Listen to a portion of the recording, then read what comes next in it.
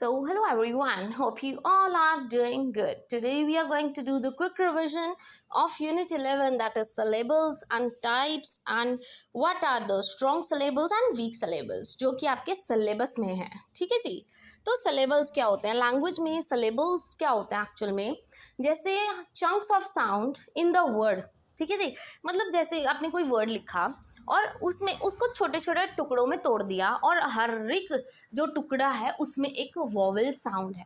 ठीक है, वो होता है सिलेबल. वैसे तो मैं पहले भी करवा चुकी हूँ, ये हम रिविजन ही कर रहे हैं सिर्फ. फॉर एग्जांपल जैसे मैंने बोला बनाना. अब बनाना को हाफ हाफ चंक्स में डिवाइड कर दो. ब ना.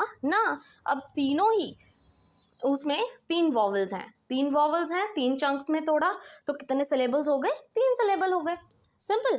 अब है वाटर को तोड़ दो, वॉ एंड टर, तो उस दोनों में देखोगे एक एक सिलेबल है.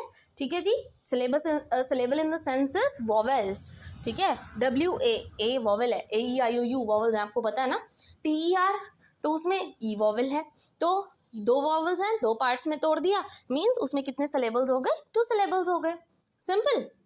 तो सिलेबल्स क्यों ज़रूरी है? ये वर्ड्स तोड़ तोड़ के क्यों बताते हैं? अब देखो, छोटा बच्चा होता है, जब भी आपने उसको कुछ रीड करवाना है फ्रॉम द वेरी स्टार्टिंग, कोई नर्सरी LKG का बच्चा है, आप उसको वर्ड समझा रहे हो तो आप उनको टुकड़ों में तोड़ तोड़ के बताते हो, वॉवेल्स के साउंड्स बताते हो. ठीक है, तो वहाँ पे ये बहुत ज़्यादा इंपॉर्टेंट हो जाता है syllables. It helps in the stress placement rhythm. कोई वर्ड है जिसमें बहुत ज़्यादा स्ट्रेस देने की ज़रूरत है, जैसे मैं बोला कंप्यूटर, तो मैं PU पे बहुत ज़्यादा स्ट्रेस लगा रही हूँ. ठीक है, तो जहाँ पे स्ट्रेस लगेगा, फुल ऑफ रिदम जाएगा, मैं बच्चे को वो ज़्यादा अच्छे से समझा पाऊँगी. ठीक है, so it adds in the work segmentation and pronunciation. Proper words को सेगमेंट करना, उनको चंक्स में डिवाइड करना और फिर उसको प्रोनाउंस करना, ऐसे बच्चा बहुत फटाफट से सीखता है. ठीक है, and it is very useful for teaching and spelling.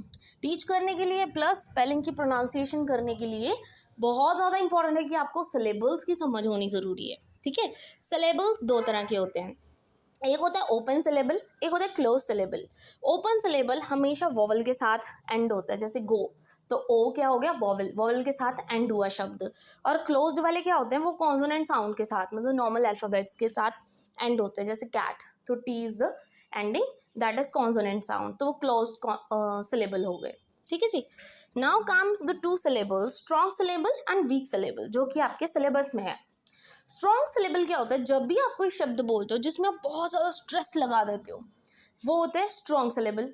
जिसमें आप इतना स्ट्रेस नहीं लगाते, वो होते हैं वीक सिलेबल. ठीक है, स्ट्रॉन्ग सिलेबल जो लॉन्गर वॉवल साउंड, जैसे मैंने अभी भी बताया था, कंप्यूटर, तो PU पे मैं बहुत ज़्यादा स्ट्रेस दे रही हूँ, तो वो मेरा स्ट्रॉन्ग सिलेबल हो गया. अब कम एंड टर, कंप्यूटर में कंप्यूटर, और कम और टर पे मैं बहुत कम स्ट्रेस दे रही हूँ, तो वो मेरा वीक सिलेबल आ गया. Simple. And strong syllable is pronounced more clearly with more emphasis, मतलब ज़्यादा फोकस देके, फोर्स देके बोला जाता है जो स्ट्रॉन्ग सिलेबल होता है. इसकी हाई पिच और टोन होती है. फॉर एग्जाम्पल जैसे अभी मैंने कंप्यूटर का बताया, तो PU पे मैंने बहुत स्ट्रेस दिया, तो वो स्ट्रॉन्ग सिलेबल हो गया. वीक को उसको ऑपोजिट कर दो, इसमें शॉर्टर वॉवल साउंड्स आती हैं, इसको बहुत क्वाइटली और ज़्यादा फोकस नहीं देने की ज़रूरत होती है, ज़्यादा फोर्स नहीं लगता इसमें. ठीक है, इसमें कोई स्ट्रेस नहीं होता वर्ड में, जैसे कम और टर कंप्यूटर में. ठीक है, तो वहाँ पे कम और टर पे बहुत कम स्ट्रेस लग रहा है, तो वो क्या हो गया? Weak syllable. Done. So this is our revision of unit 11. Hope this video useful for you. Video अच्छी लगी हो, इन्फॉर्मेटिव हो, then please don't forget to like and subscribe my channel. Thank you very much.